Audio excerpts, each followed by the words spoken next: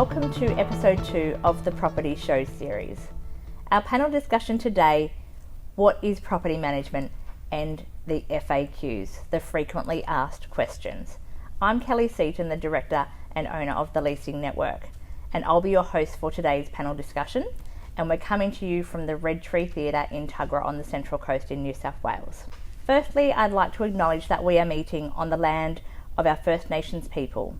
We appreciate this and respect them and their elders past, present and emerging. The Leasing Network will be producing a number of episodes on various topics related to residential property investing and property management over the coming months, so please keep your eye out for those. Today we are running through some most frequently asked questions with my team, our panel. These questions we have come across over the past 20 or so years, and hopefully we'll be able to answer all of those most commonly asked questions for you today. So please welcome to the show our expert panellists. We have Hayley McAndrew, who is a Class 2 licensed agent and a property investment manager, and we have Michelle Stone, who is also a Class 2 licensed agent and property investment manager. So, and myself is a Class 1 licensed agent and overseeing our agency. So welcome. Thank you. Thank you.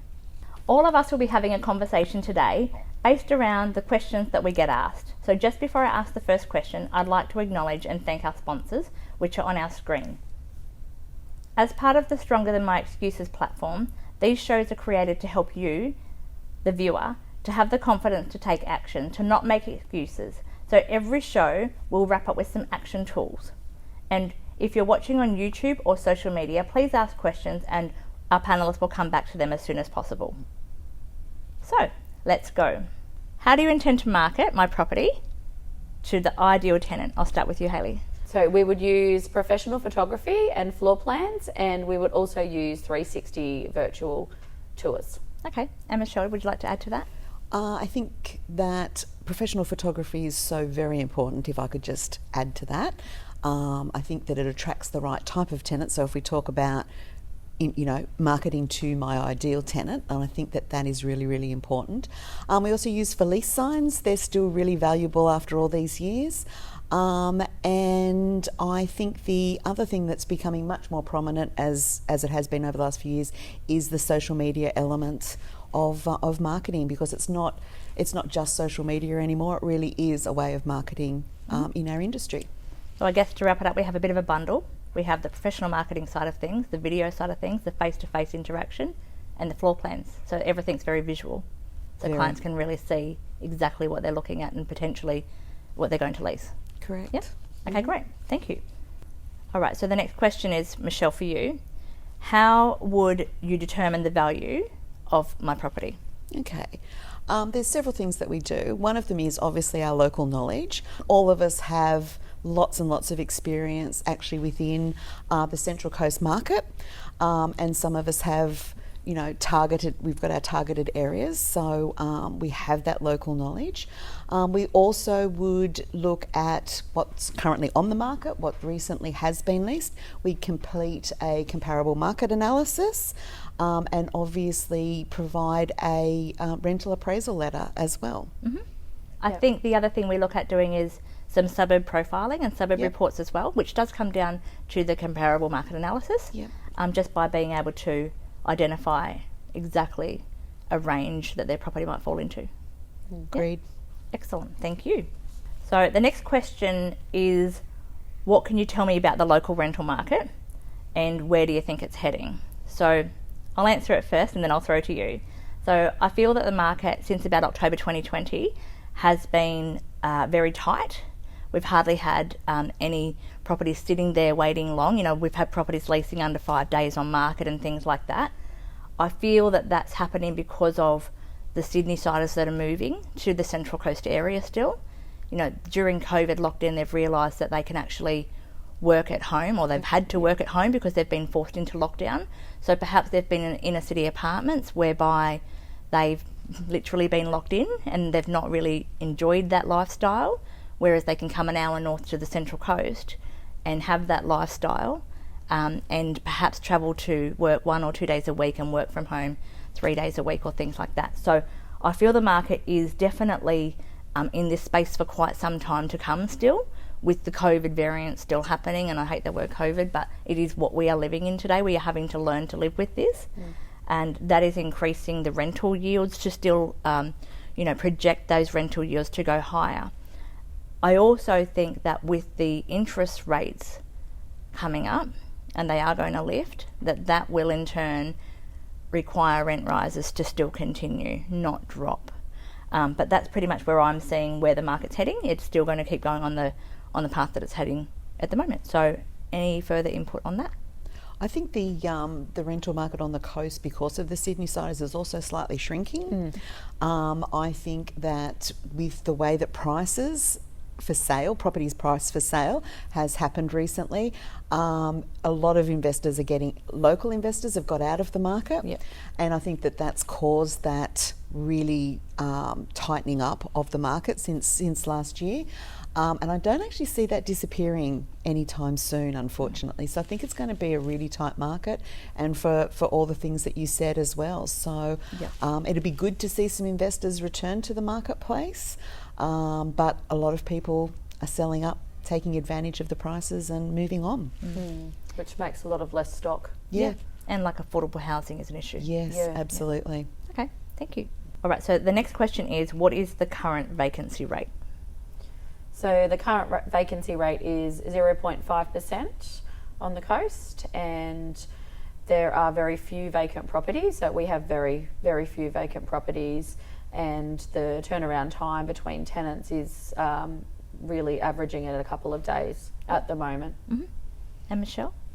Yeah, for exactly what Hayley said, we're having very minimal vacancy periods for our landlords, which is fabulous. And I don't see that vacancy rate changing much over the next few months. And yeah, it's certainly an issue. It'd be nice to see more coming onto the market to provide more housing for the local people, and obviously the people coming up from Sydney. And I think as a whole, we manage the whole Central Coast.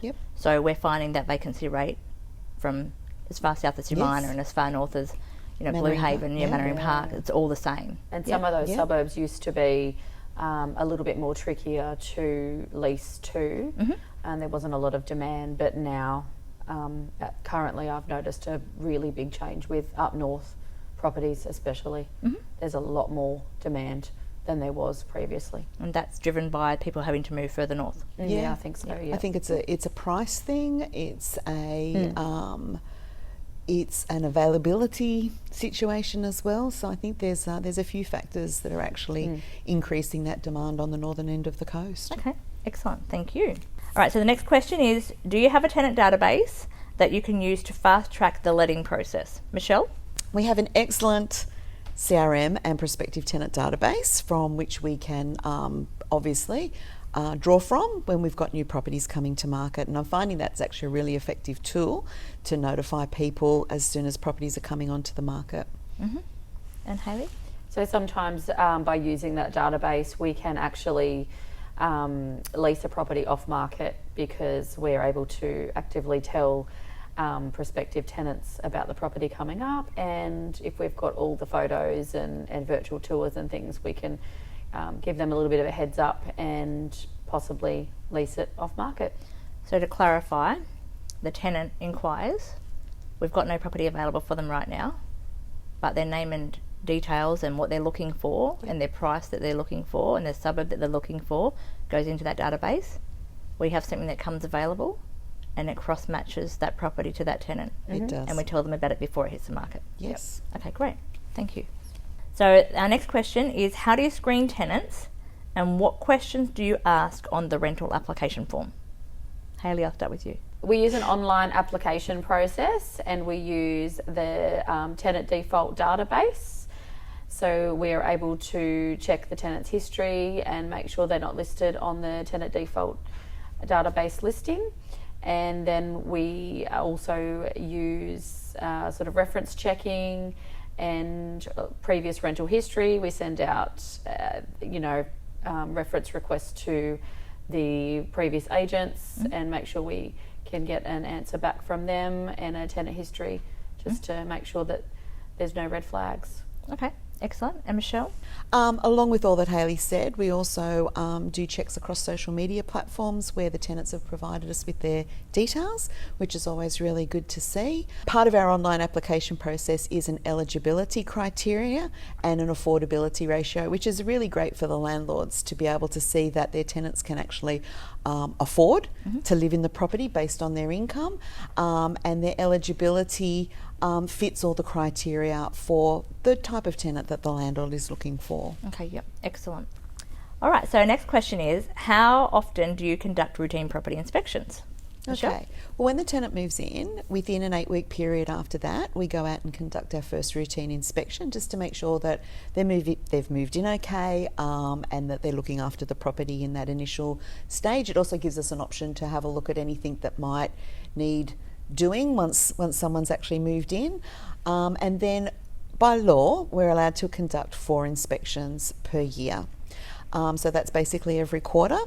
Ideally, at the moment, if the tenants are really, really good, we're looking at 6 monthly inspections. Those inspections are a written report with the condition noted of the property, a whole heap of photos, and obviously our recommendations for any improvements that need to happen or any maintenance items that arrives during that inspection. Do you have anything to add to that? Just with the 8-week inspection, it is very early, but it is good to do those because there are what we like to call a lot of teething issues with new tenancies, little bits of maintenance and things that the tenant before might not have reported. So it is good to go out and check out those and make sure it's nothing major and just iron it over with the tenant. Excellent. And another thing that we do find is if we have a new property, by having that inspection early, there's a defect report that needs to go to that builder.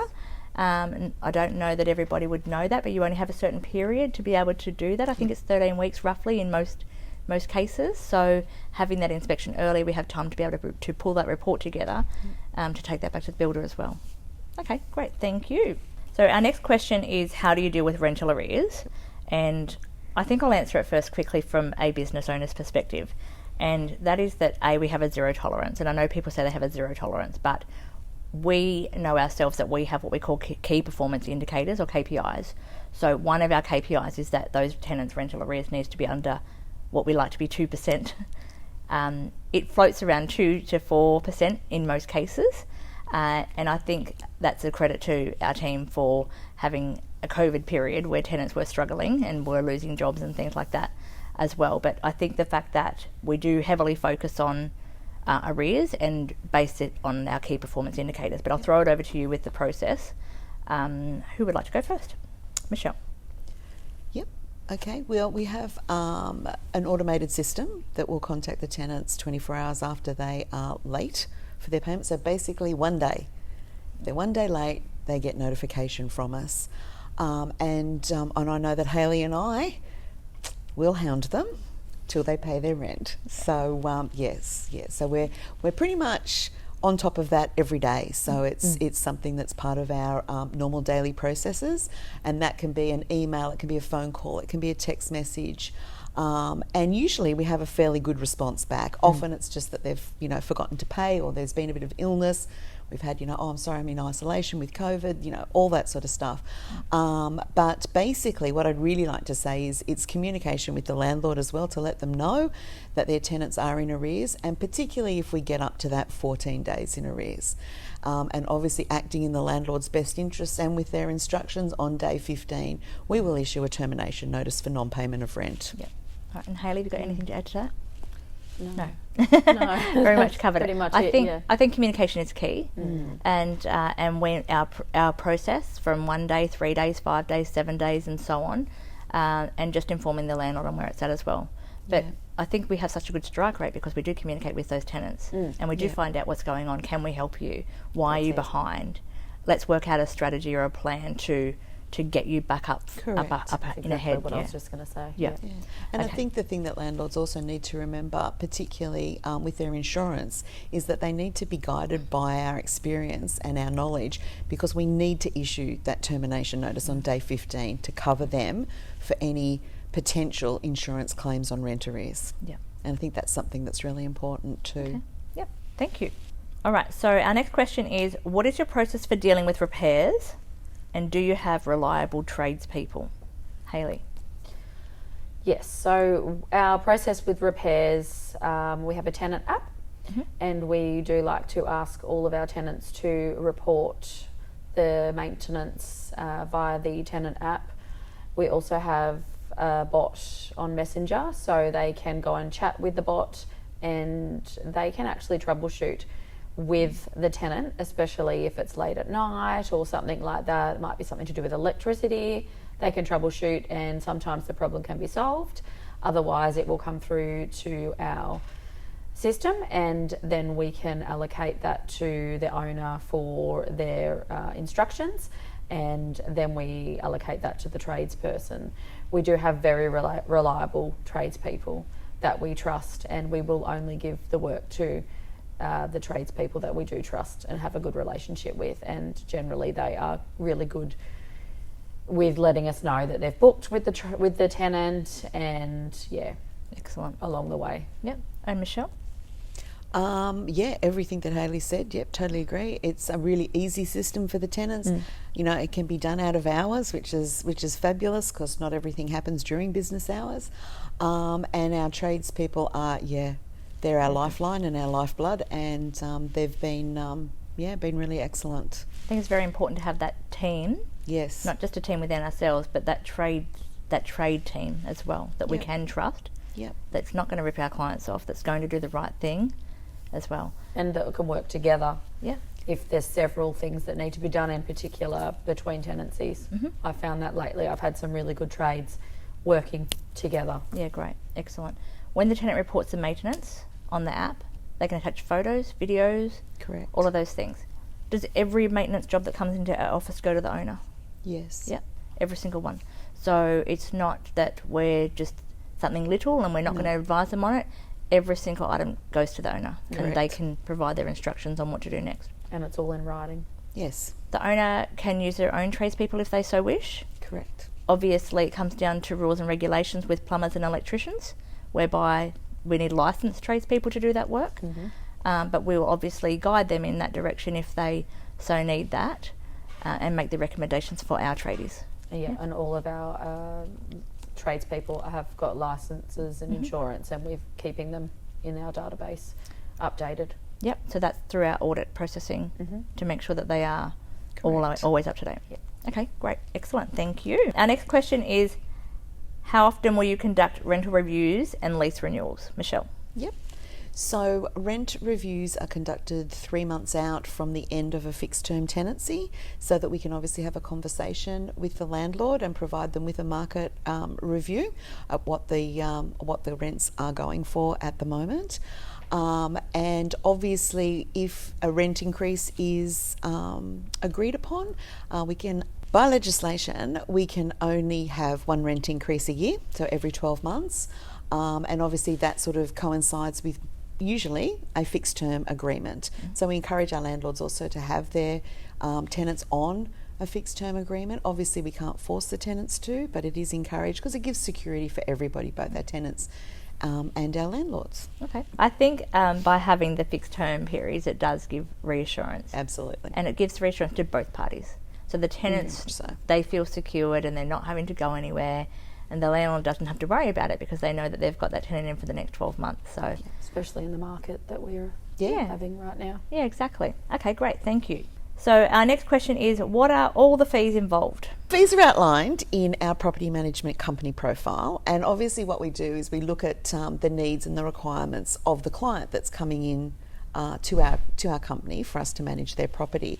Upon looking at the needs and requirements of the prospective landlord, we can offer them a package that's a letting package or a management package, and all of that is discussed with the client to sort of ascertain what they're really after, because we're here to provide a service for them. So our fees and charges will be in accordance with the requirements that they have. And so I'll just break down the letting package and the management package. So obviously if the property is vacant, they need the letting package, then the management package. If the property is with another agent that they're not happy with and they wish to bring that on board, at this point in time they wouldn't need the letting package because they've already got a tenant secured.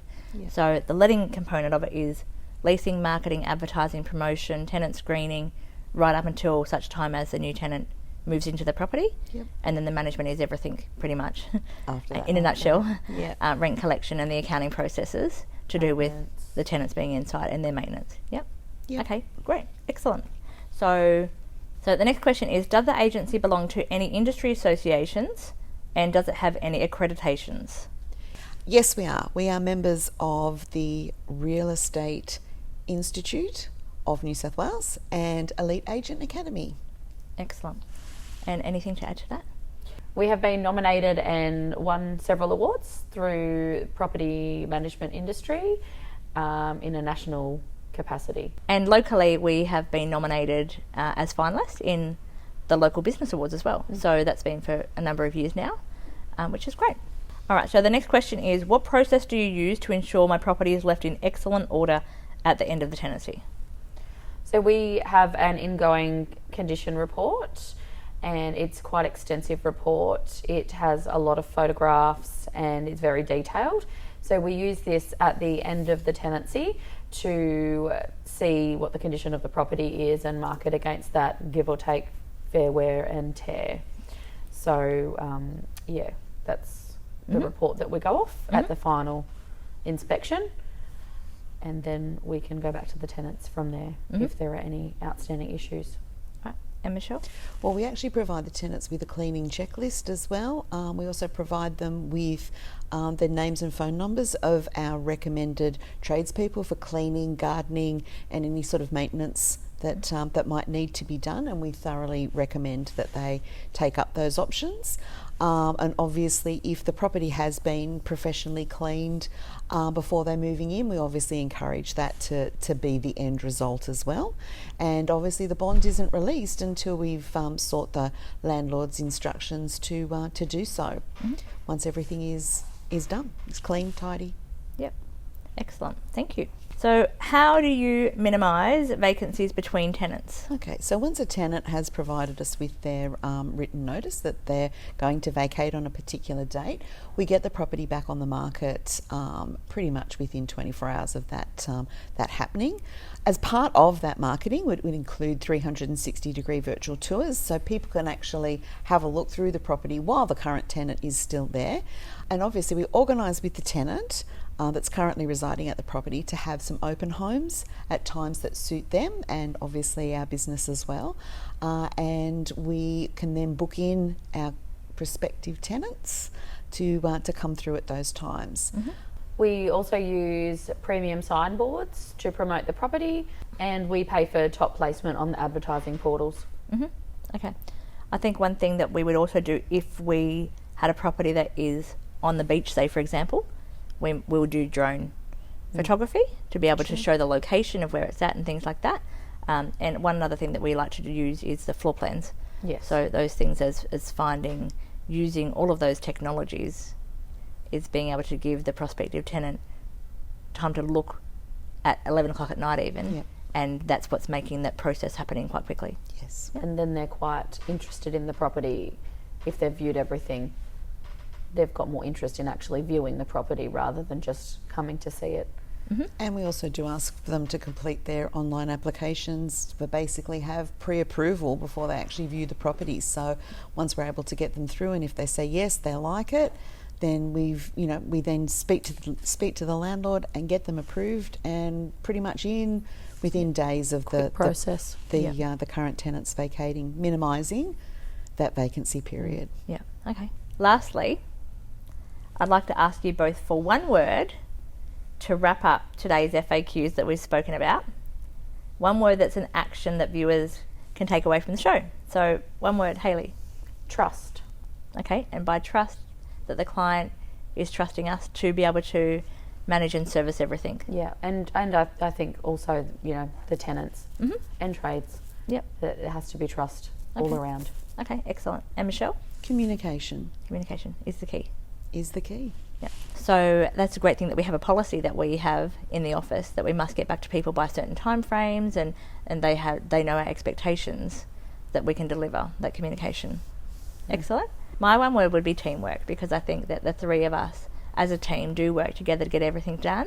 But it's not just a team about the three of us, it's a team about our tenants, our landlords, ourselves, our tradespeople, to make one whole team to be able to deliver the services that we do. Agreed. Excellent. So thank you all for your insights and contribution to support the viewers. We do appreciate the support with our shows and with our panellists here today. Remember, you can watch us through YouTube or on social media channels, and you can ask questions of the panel. They will be able to pop in later and answer those questions online and show it to anybody that you think that the show might support as well. And in the next show, we'll be discussing topics after you purchase a property, and such as preparing for tenants, tax depreciation, and the accounting processes, which will be just in time for our end of financial year. And thank you again to today's panel of experts, Hayley and Michelle, from our office. So wonderful, and thank you. So thanks again for watching. I'm Kelley Seaton, the Director and Owner of the Leasing Network, and we'll see you next time.